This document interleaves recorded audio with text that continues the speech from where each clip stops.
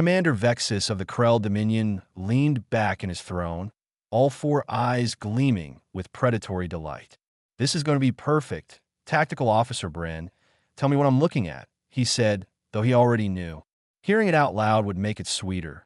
Bren, a young Krell barely 3 cycles into service, tapped nervously at his console. "Sir, long-range sensors detect a human vessel. Non-military. Coordinates, Grid 79 Alpha. Non-military," Vexus repeated, clicking his mandibles. A laugh that sounded like a crow's echoed through the bridge. "Show me visual." The viewport flickered. There it was, floating alone in space. A massive human vessel, easily twice the size of his own flagship, gleaming pristine white. Red crosses marked its hull, the universal symbol for mercy, healing, and total defenselessness. "Be why the 7 moons of Krell Prime," Vexus whispered, and then broke into laughter. They actually did it. A human hospital ship in contested space. Bren cleared his throat. "Sir, under human maritime law, firing on hospital ships is considered a war crime." Vexus leaned forward, excitement overtaking reason. "Do you see any human warships nearby? Any witnesses?" "No." "Exactly. Weapons Officer Kell, charge the plasma banks. Let's show these humans what happens when they trust treaties instead of firepower." Kell hesitated. "Sir, there's stories about humans, what happens when they're backed into corners." Vexus slammed his claws on the armrest. "That is a hospital ship, Kell. Unarmed. Defenseless. The easiest target we will ever encounter." The first plasma bolt screamed across the void, a brilliant lance aimed at the peaceful white vessel. Vexus watched, confident, expecting panic, surrender, chaos. Nothing happened. The ship sailed on, serene, as if untouched. Vexus leaned forward. "Communications, hail them. Beg for mercy." "Nothing, sir." No response. Vexus's claws tightened. Another plasma shot. Closer. Still, nothing. "They must be terrified," he muttered, standing to full height. Huddled in their medical bays, crying, the bridge chuckled nervously. Vexus's grin widened. "Prepare to target their engines. Let's see how quickly humans abandon their precious conventions." The second plasma bolt hit. Still nothing. The hospital ship remained untouched, its red crosses gleaming in the void of space. Vexus felt the first twinge of unease. Something was not right. Vexus leaned forward, eyes narrowing. The massive white ship, still serene, still untouched, was starting to feel wrong. "Sir," Bren's voice trembled. "The energy readings, they're spiking. Not from engines. Something else." Vexus frowned. "Explain." Before Bren could answer, alarms screamed across the bridge. Something big, very big, was happening. Panels along the hospital ship's hull were sliding open with precise mechanical motion. Hidden compartments revealed glowing energy nodes, point defense cannons, and what looked like heavy missile batteries. Vexus's confidence faltered. "What in the name of the void, sir?" Bren said, voice breaking. "They're arming themselves. Weapon systems, multiple types, including a central dorsal cannon, capable of..." Vexus's blood ran cold. "Capable of what?" Bren's claws hovered over the console, trembling. "Destroying our shields, our armor, everything." "Sir, it's a capital-class weapon." The talon of dominance lurched as Vexus barked orders. "Shields up. Weapons, prepare to return fire." The hospital ship remained calm. Its systems cycled with terrifying precision. And then a calm, authoritative voice filled the bridge. "Attention, Krell vessel. This is Captain Helena Voss of the UHMS Nightingale's Mercy. You have fired upon a protected medical vessel. Power down weapons immediately or face destruction. This is your only warning." Vexus froze. For the first time, he realized the humans were not weak. They had been playing by their own rules, and they had prepared for exactly this kind of stupidity. Bren looked at him, wide-eyed. "Sir, their railgun, it's charged. Ready."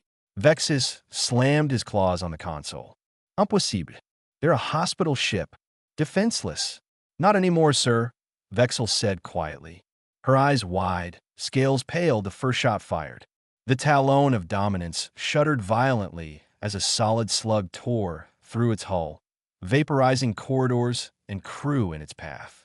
Alarms blared, systems failed, and Vexus finally understood the price of underestimating humanity. Return fire. Every weapon, he screamed. Plasma bolts, missiles, every attack the Talon could muster was intercepted effortlessly by the Nightingale's defensive systems. Each strike detonated harmlessly in space. Vexus's chest tightened. His perfectly planned ambush had turned into a nightmare. The hospital ship, once a symbol of mercy, had become a fortress of vengeance. Evasive maneuvers. "Get us out of here," he ordered.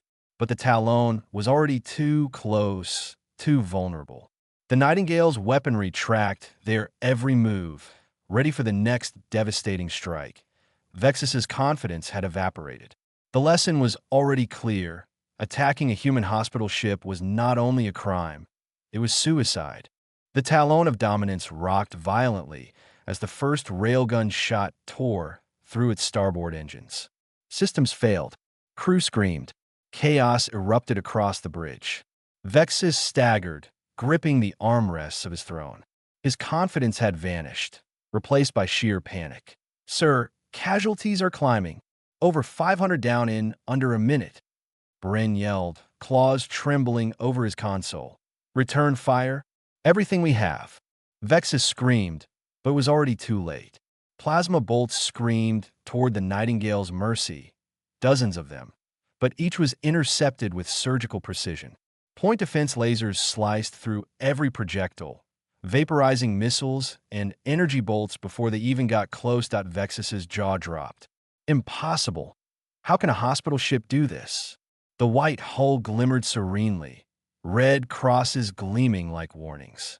Hidden weapons emerged from previously invisible panels. Energy projectors, missile batteries, point defense cannons, all cycling with terrifying efficiency. The second railgun shot struck. A fusion reactor in the Talon's engine bay detonated, tearing away a third of the ship's thrust and vaporizing hundreds more Krell crew members. Vexus's voice cracked. "Surrender. Open all channels. Tell them we yield." Bryn opened comms frantically. "Channel open, sir. Broadcasting now. We surrender. Ceasefire. We acknowledge our mistake. Please stop shooting." Vexus's words rang hollow. Captain Helena Voss's voice returned, calm, measured, and merciless. "Surrender acknowledged. However, understand what you have done. You attacked a hospital ship, a protected medical facility. You fired on doctors, nurses, and wounded personnel. You violated interstellar law. Consider this your first lesson." The railgun charged again, bright white energy building along its barrel. Vexus's claws dug into the armrests, sweat and fear mixing with disbelief. All shields to maximum. "Return fire now," he ordered, voice cracking. Missiles launched. Plasma bolts fired. Every strike was intercepted flawlessly. Not a single weapon landed. Then came the reinforcement. 6 Krell warships, Strike Group 7, dropped out of faster-than-light travel, their weapons primed. Vexus's stomach sank. "Tell them to retreat," he ordered, but the squadron commander ignored the call. "We're engaging," came the reply. The Nightingale's mercy tracked them with surgical precision. The rail gun fired again. Missiles were shredded mid-flight. Energy projectors carved devastating paths through hulls. In minutes, Vexus watched his squadron reduced to drifting wrecks. Thousands of Krell dead or dying. The white hospital ship remained untouched, floating like an angel of death among the wreckage. Vexus's pride and arrogance were shattered. Mercy, it seemed, could wield power more devastating than any warship. Silence fell over the Talon of Dominance. The alarm screamed. Life support was failing, and the once proud Krell flagship spun helplessly in space. Vexus's claws were white with pressure on the armrests, his chest heaving. He had underestimated humanity, and it had nearly cost them everything. Then, Captain Helena Voss's voice filled the bridge once more. "Calm, professional, deadly. Commander Vexus, I hope you understand the consequences of your actions. You attacked a hospital ship protected under interstellar law. You targeted doctors, nurses, and wounded personnel. That is a war crime. You are lucky to be alive. Vexus swallowed hard, his pride shattered. We surrendered. You cannot, I can, Voss interrupted, her tone icy. But we choose not to. Your surrender is acknowledged. Your lives are spared because we uphold the principles you ignored. However, you will learn a lesson you will not forget. Bryn and the remaining crew stared in disbelief. Voss continued. The Geneva Conventions protect medical personnel and facilities. Hospital ships are not valid targets. But when you violate those protections, we respond with proportional force. Defensive armaments, weapons systems, and overwhelming firepower ensure that no one ever repeats your mistake. You learn this lesson the hard way. Vexus's eyes darted to the sensor readings. More Krell ships were approaching, their weapons primed. Voss's voice cut through the tension again. Strike Group 7, do not engage. You have been warned. Violating the protections of a medical vessel will be met with lethal force. The young Krell commander Craxus ignored the warning. In seconds, his squadron was obliterated by the same precision fire that had decimated the Talon. Vexus's heart sank as he realized the full scope. Humanity's hospital ships were not only protected, they were weaponized fortresses disguised as vessels of mercy. And yet, as the smoke cleared and the Talon of Dominance barely held together, humans boarded the crippled ship. Doctors and nurses, in uniforms marked with red crosses, moved through the wrecked corridors, treating wounded Krell without question or hesitation. Professional, merciful, efficient. Vexus's scales tingled with a mixture of awe and humiliation. They treated us, he muttered. Bryn nodded, stunned. Despite everything, sir, they're saving our lives. Voss's lesson was clear. Compassion did not mean weakness. Mercy did not mean surrender. Humanity's rules were their weapon, and anyone who tested them would pay dearly. But survivors were shown mercy, even if they didn't deserve it.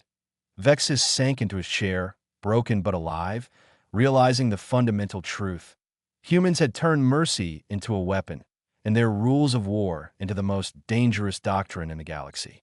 3 days later, Vexus stood before the Krell High Command, arm in a cast, Talon of Dominance barely functional, and a shattered squadron behind him.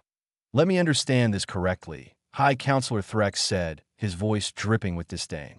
You attacked a hospital ship, clearly marked, legally protected, and it destroyed your strike group? Yes, High Counselor, Vexus admitted, eyes fixed on the floor. And we survived only because the humans chose mercy. A tense silence filled the chamber. Threxus leaned back, thinking, if humans arm their hospital ships, if they enforce their rules with such precision, then we have drastically miscalculated their resolve. We assumed adherence to conventions meant weakness. We were wrong, dead wrong. Orders were immediate. Every Krell warship was instructed to maintain a minimum distance of 10,000 kilometers from any vessel displaying human medical insignia. Any violation would result in court-martial and execution. Vexus was dismissed, stripped of his command, and reassigned to a monitoring station at the edge of Krell space, a posting for failures. And yet, he was alive, a rare fate compared to the rest of Strike Group 7, that the story of the Nightingale's mercy spread across the galaxy. 7 Krell warships had been destroyed by a single hospital ship, a vessel designed to heal, not kill. Other species took note. The Vraxian Empire updated engagement protocols. The Torvan Confederacy implemented new rules for attacking medical vessels. Even the notoriously aggressive Tharklans gave human hospital ships a wide berth. The incident became known as the Nightingale Protocol. Do not attack medical vessels that do not threaten non-combatants that do not mistake adherence to rules for weakness. Vexus spent his remaining years at the monitoring station, tracking the passage of human hospital ships, ensuring no Krell vessel strayed too close. Late at night, he would remember Captain Helena Voss, her cold voice narrating destruction, her precision, and the mercy she had shown that a young Krell officer approached him once, fresh from the academy. Sir, should we scan the human hospital ship? Verify its cargo. Vexus fixed all four eyes on the officer. Slowly, deliberately, he said, "No, you stay away. Do not scan it. Do not approach. Do not even think aggressive thoughts in its direction. The humans are not weak. Their compassion is their shield, their rules are their weapon, and their mercy is lethal when tested." The Florence's promise glided through the void, pristine white, red crosses gleaming, carrying its promise of healing and its hidden power. Vexus smiled bitterly, understanding fully. Humans had weaponized mercy, and any who challenged it would face consequences beyond reckoning. In the galaxy, the phrase "Red Cross means danger" became a lesson learned by every species. Vexus had survived, not because of his skill, but because humanity chose to teach, to show mercy, and to enforce their rules with absolute, overwhelming power. And in that knowledge lay the terrifying truth. The humans were not weak. They never had been. They were playing a different game, a game with rules others didn't understand, and they were undefeated.